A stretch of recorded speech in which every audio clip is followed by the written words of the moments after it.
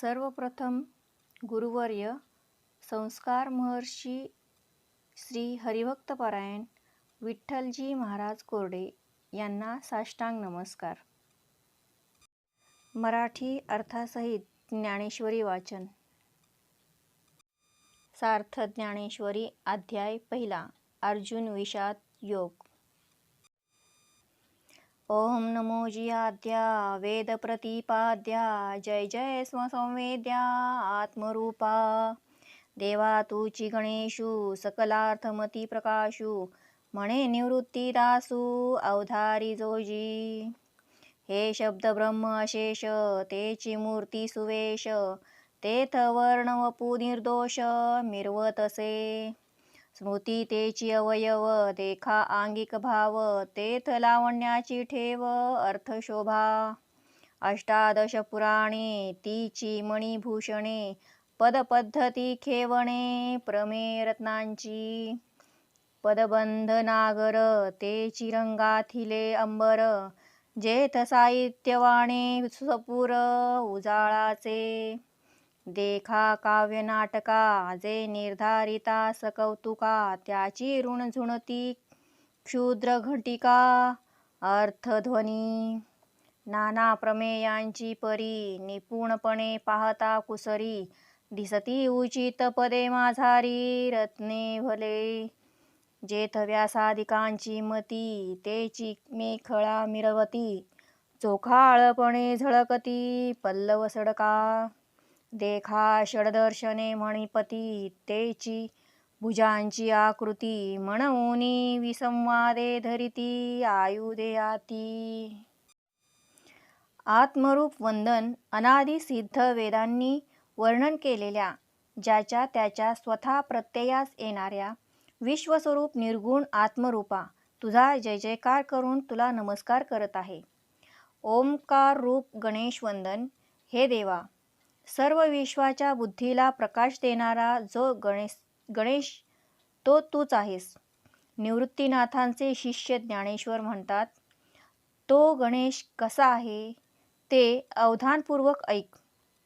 संपूर्ण वेद हीच जणू काही उत्तम पोशाख केलेली गणेशाची मूर्ती होय आणि तिच्या ठिकाणी निर्दोष वर्णरूपी शरीराचे सौंदर्य शोभून दिसते आहे. मन्वादिकांच्या स्मृती हे त्याचे अवयव आहेत.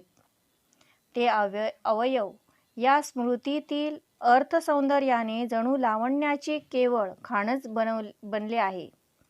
18 पुराणे हे गणपतीच्या अंगावरील रत्नखचित अलंकार आहेत.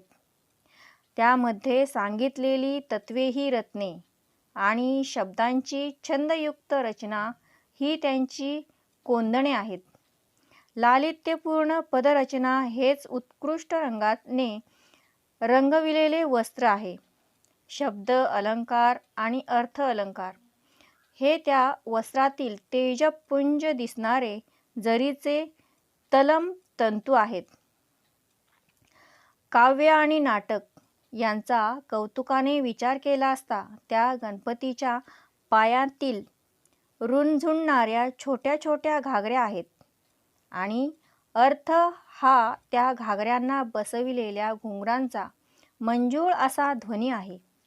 व्यास, वाल्मिकी, भरतमुनी यांच्या काव्य नाटकातील विविध सिद्धांतांच्या शब्दांचा एकाग्रतेने अभ्यास केला तर त्यात कवीचे अलौकिक कौशल्य दिसून येते.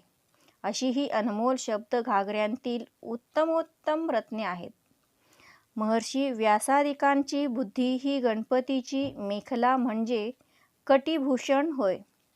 त्याला लोंबत असलेल्या मोत्यांच्या पदरातील घोष हे त्या बुद्धीतील शुद्धत्व सात्विकपणे झळकत आहे.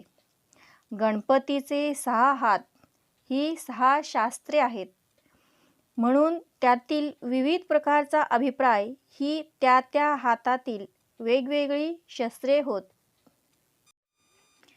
तरी तर्कु तोची फरशु नीती भेदु अंकुशु वेदांतु तो महारसु मोदकु मिरवे.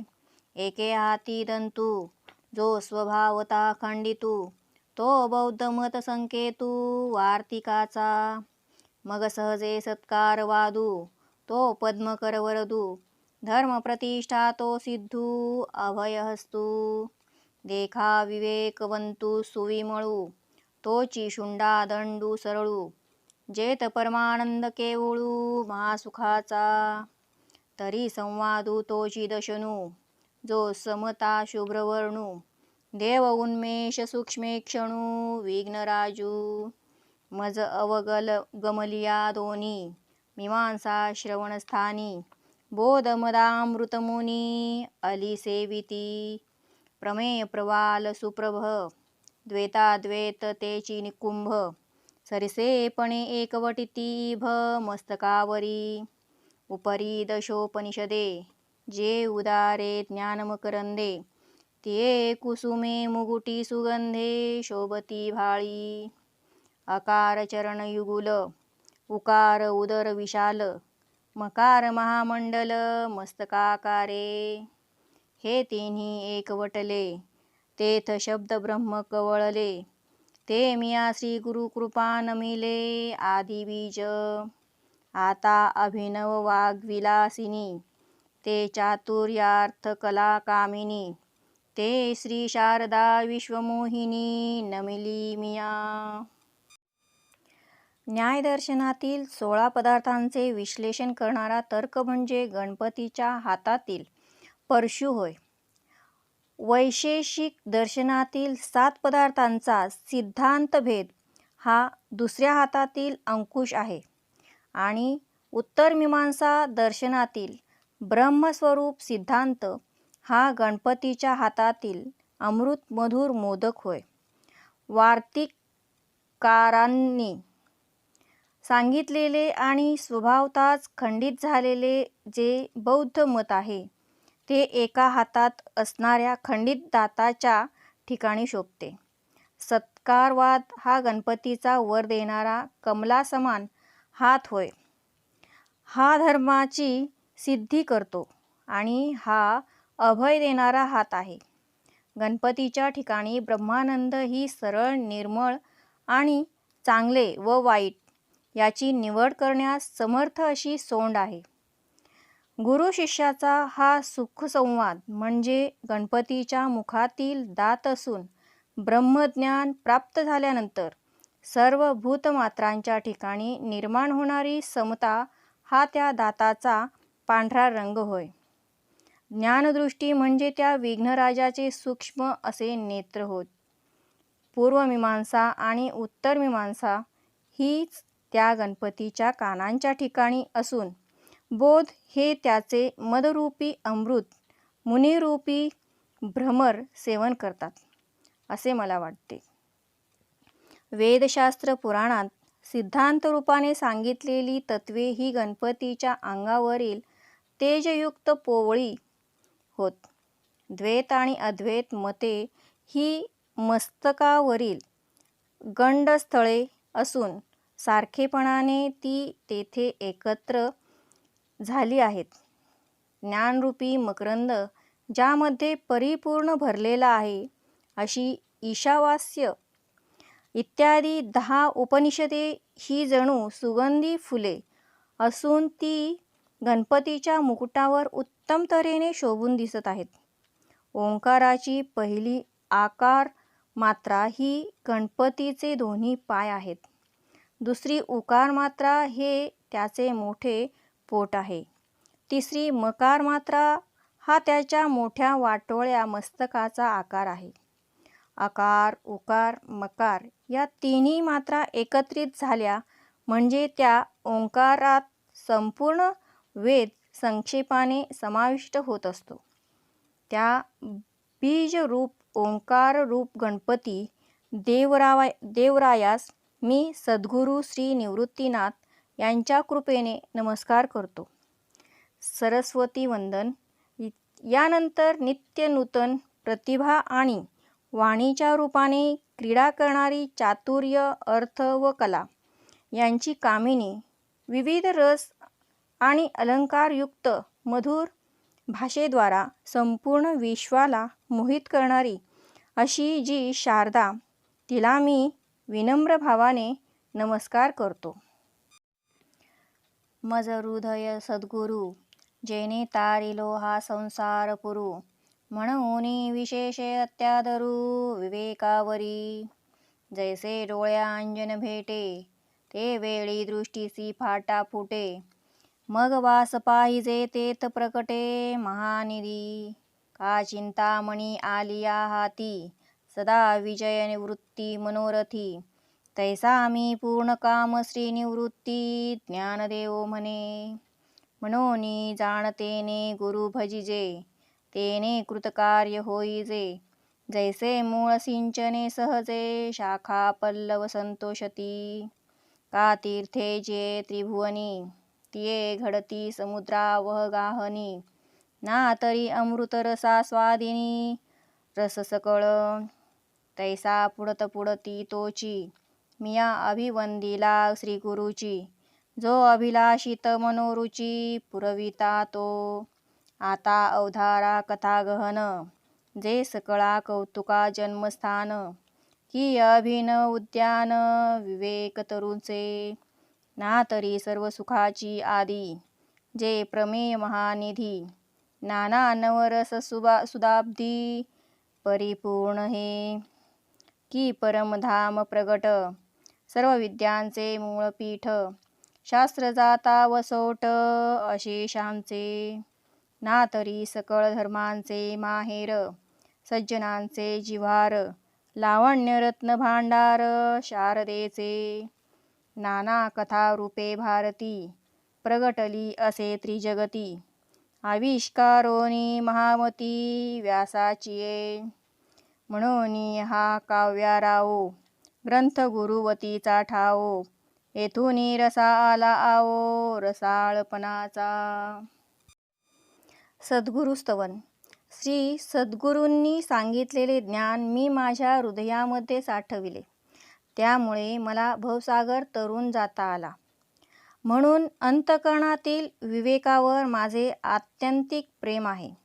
ज्याप्रमाणे पायाळू माणसाच्या डोळ्यात अंजन घातले असता त्याची दृष्टी सर्वत्र पसरते आणि त्याला भूमीमध्ये असणाऱ्या संपत्तीचा ठेवा दिसू लागतो. मनोकामना पूर्ण करणारा चिंतामणी हाती लागला असता सर्व हेतू पूर्ण होतात. त्याप्रमाणे सद्गुरू निवृत्तीनाथांच्यामुळे मी पूर्ण काम झालो आहे. माझ्या सर्व सदिच्छा पूर्ण झाल्या आहेत, असे ज्ञानदेव म्हणतात. यासाठी जाणकारांनी सद्गुरूवर परमश्रद्धा ठेवून आत्मज्ञान प्राप्त करून घ्यावे, म्हणजे जीवन कृतकृत्य होईल. जसे झाडाच्या मुळाला पाणी घातले असता फांद्या व पाने सहजच विकसित होतात. एका समुद्रस्नानामुळे त्रैलोक्यात जेवढी तीर्थे आहेत त्या सर्वांचे स्नान केल्याचे पुण्य प्राप्त होते, किंवा एका अमृतरसाच्या सेवनाने जगातील सर्व रस सेवन केल्याप्रमाणे होते. एका सद्गुरूंना वंदन केले की सर्वांना वंदन केल्याचे पुण्य प्राप्त होते. म्हणून मी वारंवार सद्गुरूंना वंदन करतो, जे सद्गुरू मनातील सर्व सदिच्छा पूर्ण करतात. महाभारत महिमा. आता सखोल विचारांची कथा श्रवण करा. ही कथा सर्वांच्या मनात कौतुक उत्पन्न करणारी आहे, अथवा विवेकरूपी वृक्षाचे नाविन्यपूर्ण उद्यान आहे. ही महाभारतातील गीतारूपी कथा सर्व सुखांचे मूळ कारण आहे. हे सर्व प्रमुख सिद्धांताचे भांडार आहे, किंवा नवरसांनी परिपूर्ण भरलेला अमृताचा सागर आहे, किंवा महाभारताच्या रूपाने मोक्षच प्रगटलेला आहे. ते सर्व विद्यांचे मूळपीठ आहे, जगातील सर्व ज्ञानाचे आश्रयस्थान आहे. महाभारत हे सर्व धर्मांचे माहेर आहे, सज्जनांच्या जिव्हाळ्याचा आनंदाचा विषय आहे. सर्व सरस्वतीच्या सौंदर्यरूपी भंडाराचे रत्नांचे भांडार आहे. सरस्वती महर्षी व्यासांच्या विशाल बुद्धीत प्रगट होऊन विविध कथेच्या रूपाने त्रैलोक्यात प्रसारित झाली. हा महाभारत ग्रंथ सर्व काव्यग्रंथांचा राजा आहे. या ग्रंथाच्या ठिकाणी महानतेची परिसीमा झाली आहे. या ग्रंथापासून काव्यातील रसांना रसाळपणाचा डौल आला आहे. तेवीची ऐका आणिक एक, येथुनी शब्द स्त्री सच्छास्त्रीक, आणि महाबोधी कोवळीक दुणावली. येथ चातुर्य शहाणे झाले, प्रमेय रुचीस आले, आणि सौभाग्य पोखले सुखाचे येथ. माधुरी मधुरता, शृंगारी सुरेखता, रूढपण उचिता दिसले भले. येथ कळा विदपण कळा, पुण्यासी प्रताप वागळा, म्हणून जनमेजयाचे अवलिगळा दोष हरले. आणि पाहता नावेक, रंगी सुरंग तेची आगळीक, गुणांसगुणपणाचे बीक भौवस येथ. भानुचेनी तेजे धवळले, तैसे त्रैलोक्य दिसे उजळिले, तैसे व्यासमती कवळिले मिरवे विश्व. का सुक्षेत्री बीज घातले, ते आपुलिया परी विस्तारले, तैसे भारती सुरवाडले अर्थजात. ना तरी नगरांतरी वसिजे, तरी नागरची होईजे, तैसे व्यासोक्ती तेजे धवळत सकळ. की प्रथम वयसा काळी, लावण्याची नव्हाळी, प्रगटे जैसी आगळी अंगणांगी. ना तरी उद्यानी माधवी घडे, तेथ वनशोभेची खाणी उघडे, आदिला पासोनी अपाडे जियापरी. नाना घनीभूत सुवर्ण, जैसे न्याहाळीता साधारण, मग अलंकारी बरवेपण निवाडू दावी. तैसे व्यासोक्ती अलंकारिले, आवडे ते बरवेपण पातले, ते जाणूनी काय आश्रयिले इतिहासी. तसेच या ग्रंथाचे आणखी महत्त्व श्रवण करा. महाभारतापासून शब्दरूप संपत्तीला शास्त्रीयता प्राप्त झाली आणि ब्रह्मज्ञानाच्या ठिकाणी कोवळीकता अधिकच वाढली. ह्या महाभारतात चातुर्य शहाणे झाले, सिद्धांतांना अमृतमय गोडी प्राप्त झाली आणि सुखाचे ऐश्वर्य अधिकच पुष्ट झाले. माधुर्याला मधुरता, शृंगाराला सुरेखपणा आणि योग्य वस्तूंना श्रेष्ठपणा येऊन त्या सर्व उत्तम रीतीने शोभून दिसू लागल्या. यातील कथेपासून कलांना विशेष कौशल्य प्राप्त झाले. पुण्याचा प्रताप वाढू लागला. महाभारताच्या श्रवणाने जनमेजयाचे ब्रह्महत्येचे दोष नाहीसे झाले. सूक्ष्म बुद्धीने महाभारताचे निरीक्षण केले असता असे दिसून येते की विविध कलांतील गुण त्याने वाढेल. या कथेमुळे सद्गुणांचे सामर्थ्य प्रकट झाले. सूर्याच्या तेजाने त्रैलोक्य जसे उजळून निघते, त्याप्रमाणे महर्षी व्यासांच्या विशाल बुद्धीतून निर्माण झालेल्या या कथेमुळे सर्व जगावर ज्ञानाचा प्रकाश पसरला आणि ते शोभून दिसू लागले. उत्तम जमिनीत बी पेरले असता जसा त्याचा सहजच विस्तार होत जातो, त्याप्रमाणे महाभारतात सर्व विषय शोभायमान झाले आहेत. ज्याप्रमाणे नगरात राहिल्यावर मानवास शहाणपण प्राप्त होते, त्याप्रमाणे व्यासांच्या सात्विक वाणीच्या तेजामुळे सर्व जग ज्ञानसंपन्न झाले. तारुण्यात पदार्पण केल्यानंतर मुलीच्या अंगी सौंदर्याचा नवा बहर आलेला असतो आणि तो स्पष्टपणे दिसू लागतो. वसंत ऋतूचे आगमन झाले की बागेतील वनशोभा पूर्वीपेक्षा अधिकच बहरून येते. जणू काही सौंदर्याची खाणच उघडते. लगडीच्या रूपात सोने पाहिले तर त्याचे सौंदर्य सर्वसाधारण वाटते, परंतु त्या सोन्याचे विविध कलाकुसरीचे दागिने बनविले तर त्या सोन्याचे सौंदर्य विशेष रूपाने खुलून दिसते. महर्षी व्यासांच्या तेजस्वी बुद्धीतून प्रगटलेल्या विषयांमध्ये सत्य, शिव आणि सुंदरतेचे दर्शन होते. हे पाहून जगातील अनेक इतिहासकारांनी महाभारताचा आश्रय केला आहे. नाना फुरतिये प्रतिष्ठे लागी, सानिव धरुनी अंगी, पुराणे आख्यान रूपे जगी भारता आली. म्हणून महाभारती नाही, ते नोहे लोकी तीही, येणे कारणे म्हणिपे पाही व्यासोच्चिष्ट जगत्रय ऐसी जगी सुरस कथा जे जन्मभूमी परमार्था मुनी सांगे नृपनाथा जनमे जया जे अद्वितीय उत्तम पवित्रैक निरुपम परममंगलधाम अवधारिजो आता भारत कमळ परागू गीताख्य प्रसंगू जो संवादला श्रीरंगू अर्जुनेसी ना तरी शब्द ब्रह्माब्दी मथियला व्यासबुद्धी निवडिले निरवधी नवनीत हे मग ज्ञानाग्नी संपर्के कडसिले विवेके पद आले परिपाके आमोदासी जे अपेक्षिले विरक्ती सदा अनुभवी जे संती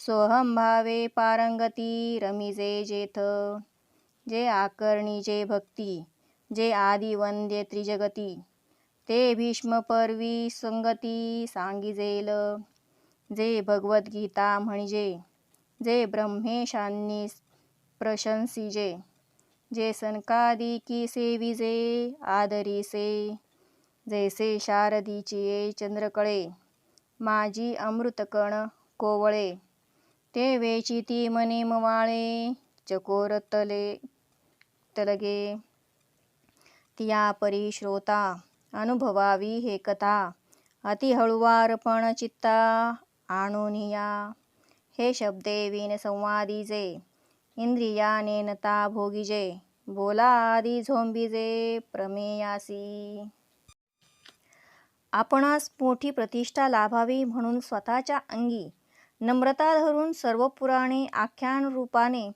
महाभारतात येऊन जगामध्ये प्रसिद्ध पावली. म्हणूनच महाभारतामध्ये जे नाही ते तिन्ही लोकांमध्ये नाही. महर्षी व्यासांच्या नंतर त्रैलोक्यात जे भाष्यकार झाले त्यांनी महाभारतातील सिद्धांतांचा अभ्यास केला. व्यासोच्चिष्टम जगत्त्रयम असे म्हणतात. अशी ही जगात सुरस म्हणून प्रसिद्ध असलेली आणि परमार्थाची जन्मभूमी असलेली महाभारताची कथा आहे. ही कथा जनमेजय राजाला वैशंपायन ऋषींनी सांगितली. श्रोते हो, ही कथा एकाग्रतेने श्रवण करा. हे महाभारत अद्वितीय, उत्तम, अतिपवित्र, निरुपम आणि सर्व मांगल्याचे परमस्थान आहे. गीता महात्म्य महाभारत हे जणू काही कमळ असून भगवान श्रीकृष्णांनी अर्जुनास सुखसंवादाच्या रूपाने सांगितलेली गीता हा जणू काही त्यातील सुगंधी पराग आहे.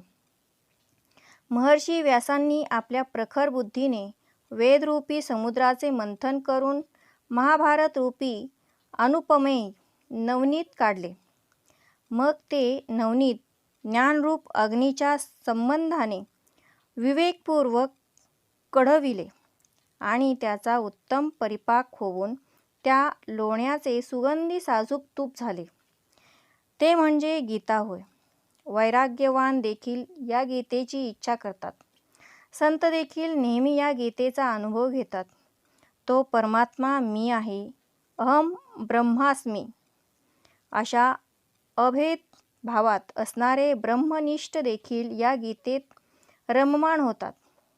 भक्त जिचे परम श्रद्धेने श्रवण करतात, जी त्रैलोक्यात प्रथम वंदनीय आहे, जी भीष्म पर्वात प्रसंगाच्या अनुरोधाने सांगितली आहे, ती भगवद्गीता होय.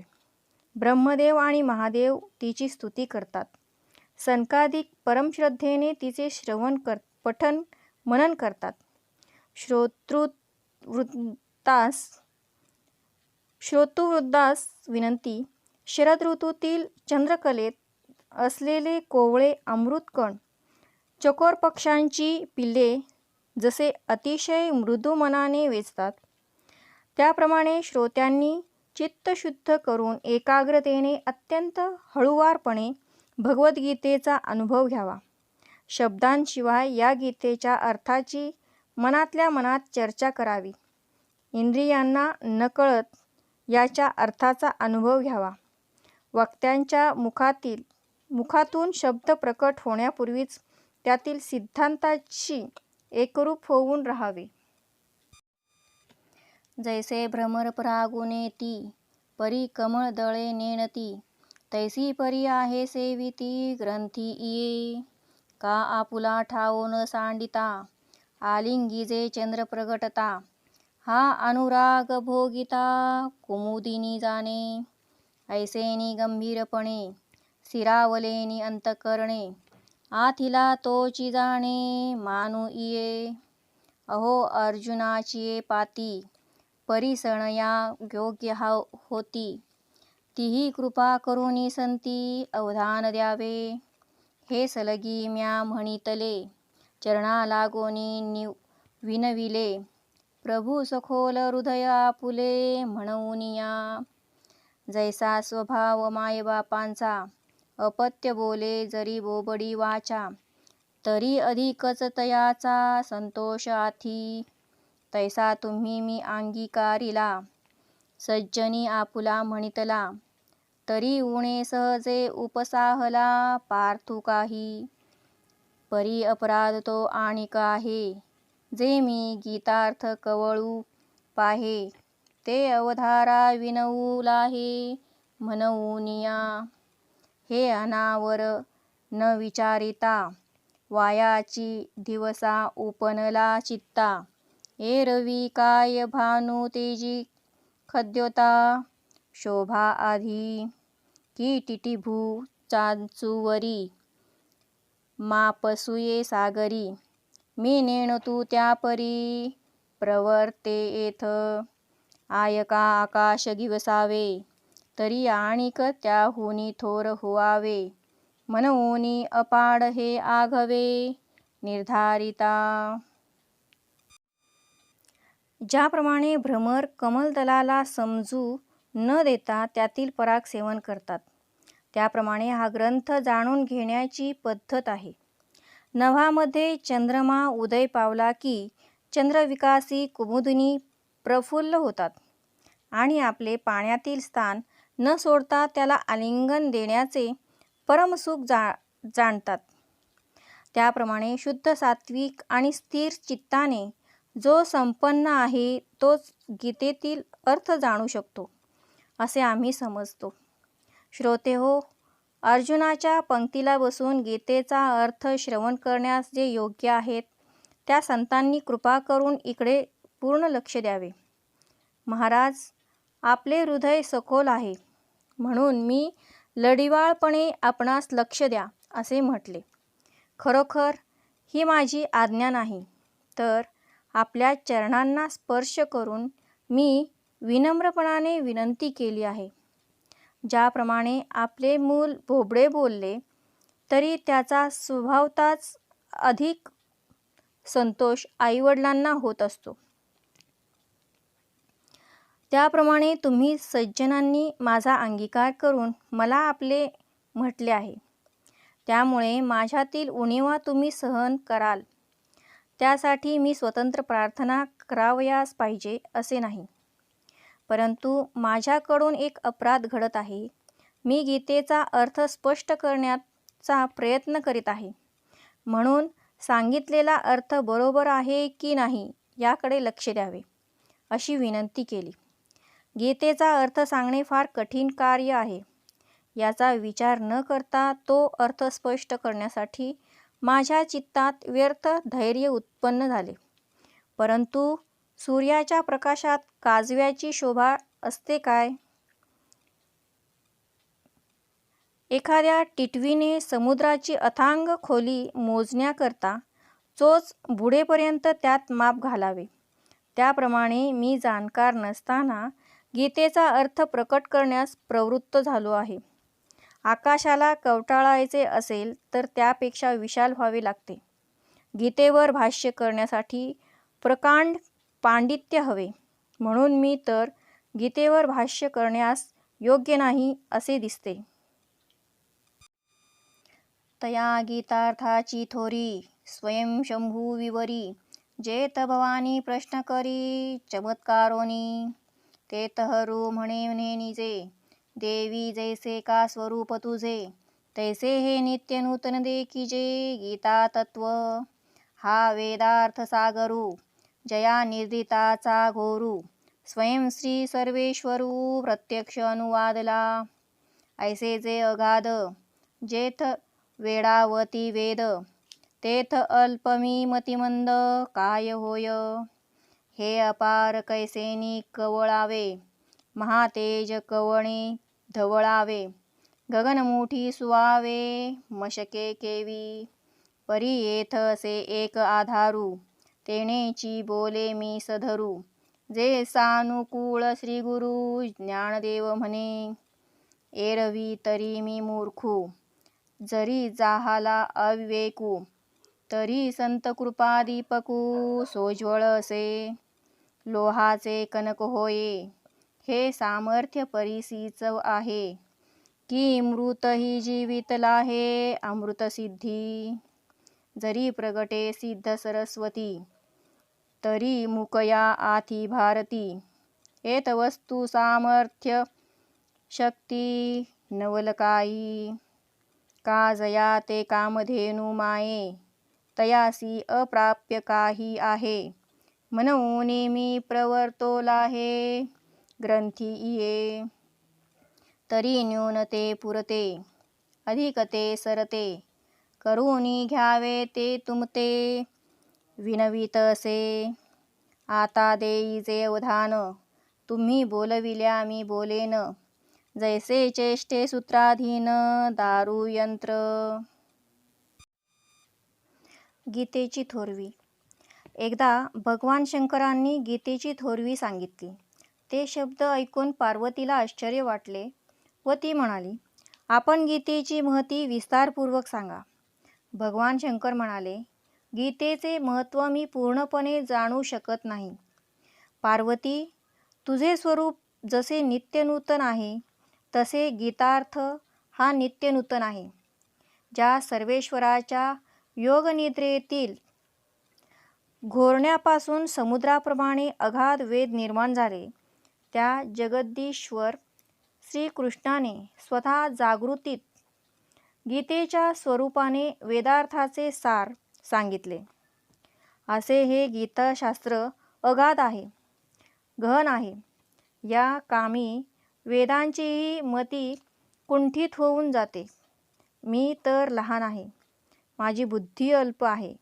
मी तरी कसे सांगणार हे अमर्याद असे गीताशास्त्र मला कसे बरे आकलन होणार महातेजाला कशाने बरे उजळावे छोट्याशा चिलटाने आकाश आपल्या मुठीत कसे बरे ठेवावे परंतु मला सद्गुरू निवृत्तीनाथांचा मोठा आधार आहे ते मला अनुकूल आहेत म्हणून मी हे धैर्य करत आहे असे ज्ञानदेव म्हणतात एरवी तरी मी अज्ञानी आहे माझ्याकडून भाष्य लिहिताना अविवेक होत आहे तरी पण संतकृपेचा प्रकाशमान दीप प्रज्वलित आहे लोखंडाचे सोने करण्याचे सामर्थ्य परिसात आहे किंवा अमृताची प्राप्ती झाली की मृतसुद्धा जिवंत होतो सरस्वती देवता प्रसन्न झाली तर मुक्यालाही भावमधुर वाचा फुटते असा बदल होण्याविषयी वस्तूचे सामर्थ्य किंवा शक्ती कारण आहे यात आश्चर्य ते काय आहे ज्याची आई कामधेनू आहे त्याला या जगात दुर्लभ असे काही नाही म्हणून मी या गीता ग्रंथावर भाष्य करण्यास प्रवृत्त झालो माझ्या या भाष्यामध्ये काही कमतरता असेल तर ती पूर्ण करून घ्या आणि अधिक असेल तर समजून घ्या अशी तुम्हाला मी नम्र विनंती करत आहे आता आपण माझ्या भाष्याकडे लक्ष द्या तुम्ही जसे मला बोलवाल त्याप्रमाणे मी बोलेन सूत्रधार ज्याप्रमाणे दोरी हलवीत असतो तशी दोरीच्या अधीन असलेली कळसूत्री बाहुली नाचत असते तैसा मी अनुग्रहितू साधूंचा निरूपितू ते आपला अलंकारितू भलतया परी तव श्री गुरु म्हणती राई हे तुझ बोलावे न लगे काही आता ग्रंथा चित्त देई झडकरी वेगे. या बोला श्री निवृत्ती दासू पाऊनी परम उल्हासू. म्हणे परिसा मना अवकाशू देऊनिया. त्याप्रमाणे मी साधूंचा अनुग्रहित असून साधूंचा निरोप सांगणार आहे. त्यामुळे त्यांनी मला भाष्य करताना हवे तेवढे अलंकृत करावे. तेव्हा सद्गुरू निवृत्तीनाथ म्हणाले, ज्ञानदेवा, आता विनविणीचे बोलणे थांबवावे आणि गीतेवर भाष्य करण्यास प्रारंभ करावा. सद्गुरूंची आज्ञा ऐकून निवृत्तीदास ज्ञानदेव यांना परम उल्हास झाला आणि ते म्हणाले, माझ्या मुखातून प्रगट होणारे शब्द आपण शांत मनाने श्रवण करावेत.